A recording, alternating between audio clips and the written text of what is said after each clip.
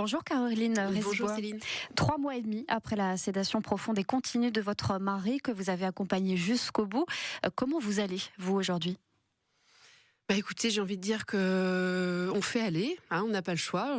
Je continue et voilà, on avance. Donc on essaye d'avancer dans cette lignée que Loïc nous a montré. Donc voilà. Loïc Rézibois l'a beaucoup raconté, il s'était préparé à mourir, vous, ses proches également. À quoi servent toutes ces discussions que vous avez eues avec lui aujourd'hui ? Il nous a préparés psychologiquement. Ça a été un long combat, ça a été difficile, mais en même temps, il y a eu ce temps de se préparer psychologiquement à son départ. Et voilà, on a aussi puisé dans toute la force qu'il nous a montré au travers de son combat. En fait, il a été extrêmement courageux, il a été extrêmement résilient et en fait, il a mis toute son énergie en fait dans ce combat qu'il a porté jusqu'au bout, jusqu'aux dernières secondes de sa vie. Il a découvert en fait au travers de sa maladie une injustice terrible qui est celle des malades condamnés français qui sont obligés d'aller au-delà de leurs forces, au-delà de leurs limites, d'aller au bout de leur maladie, alors que déjà la maladie par elle-même est déjà compliquée. Donc voilà. Un combat dont il parlait sur son compte Instagram, vous avez décidé de le garder actif, pour quelle raison ?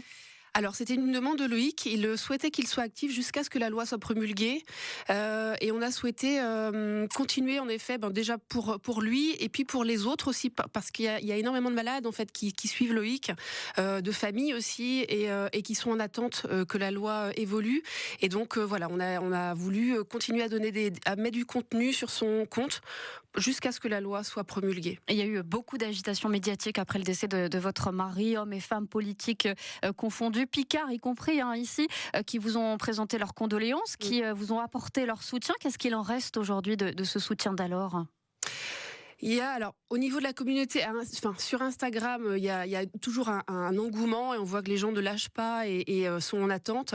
Après, je pense qu'il y a eu une prise de conscience, alors à la fois des gens lambda, je dirais, mais également de certains politiques et hommes publics et personnalités publiques, parce que justement en mettant en lumière la réalité de ce qu'est la maladie et des souffrances que ça engendre, je pense que peut-être, en tout cas, c'était le souhait de Loïc d'éveiller les consciences. Je pense qu'il a réussi à le faire. Il est 8h17, nous sommes avec Caroline Rézibois, militante pour l'aide active à mourir. Dans son message aux Français le 31 décembre dernier, Emmanuel Macron a esquissé quelques grandes lignes, mais pas un mot sur la fin de vie. Qu'est-ce que vous attendez, vous, maintenant, de son Premier ministre, François Bayrou, qui dessine sa feuille de route cet après-midi ? Alors j'attends qu'il évoque le sujet, évidemment. Je connais sa position personnelle. Personnellement, il est plutôt hostile voilà. à l'ouverture du droit à mourir. Ne faisons pas un service public pour donner la mort. Il disait ça il y a 2 ans, François Bayrou. Ouais. Alors j'ose espérer alors chacun a le droit d'évoluer et de changer d'opinion. J'ose espérer que ce sera le cas pour lui. Après, son opinion personnelle n'est pas représentative de l'opinion du public et des Français en général. Tous les sondages disent qu'entre 8 et 9 personnes français sur 10 sont favorables à l'évolution de cette loi. Donc j'ose espérer que son seul avis ne prévaudra pas sur les autres. Dans quelle mesure vous vous préparez quand même un peu à être déçu ? Alors, je pense que ces derniers mois et années, je dirais qu'on a été habitué à être déçus. Donc j'ose espérer que la roue va tourner un petit peu et que ça ne sera pas le cas aujourd'hui. Mais je pense que depuis la dissolution le 9 juin dernier, je pense qu'on est habitué à... Mais bon, voilà, tout espoir est permis. Le risque, Caroline Rézibois, quand même, c'est que ce texte soit plus une priorité à cause du contexte économique que l'on connaît, de la bataille budgétaire qui s'annonce encore. Le projet de loi de fin de vie, il a déjà été repoussé, vous l'avez dit, 2 fois l'an dernier à cause de la dissolution puis de la censure. Pourquoi ce serait différent cette fois-ci ? Alors, je pense que ça peut être un texte qui rassemble aussi, parce que ça serait un progrès sociétal attendu par bon nombre de personnes et qui dépasse les clivages politiques. C'est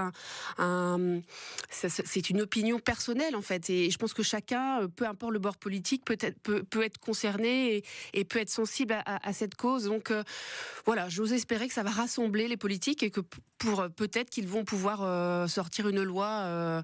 Voilà. Vous évoquez un sujet rassembleur, mais à quel point est-ce que vous comprenez ces gens qui ont encore des réticences sur ce sujet, soit pour des convictions personnelles, religieuses, soit parce que ça fait peur, tout simplement?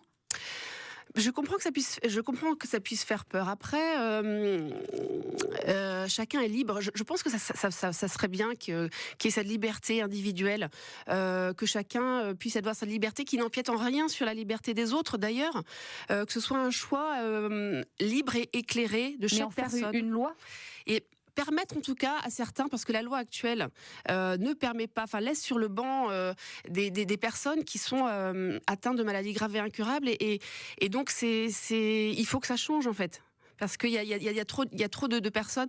Il y a une inégalité qui se crée avec un accès. Il faut alors soit avoir de l'argent pour pouvoir aller à l'étranger, soit avoir des connaissances pour éventuellement avoir la certitude de mourir correctement. Voilà, il y a trop de personnes qui sont laissées sur le banc. Et une convention citoyenne sur la fin de vie a déjà notamment travaillé sur le sujet. Caroline Rézibois, je le rappelle, vous êtes donc militante pour cette aide active à mourir à la suite de votre époux Loïc, décédé il y a 3 mois et demi. Merci beaucoup d'avoir accepté de répondre à nos questions ce matin. Bonne journée. Merci à vous. Bonne journée.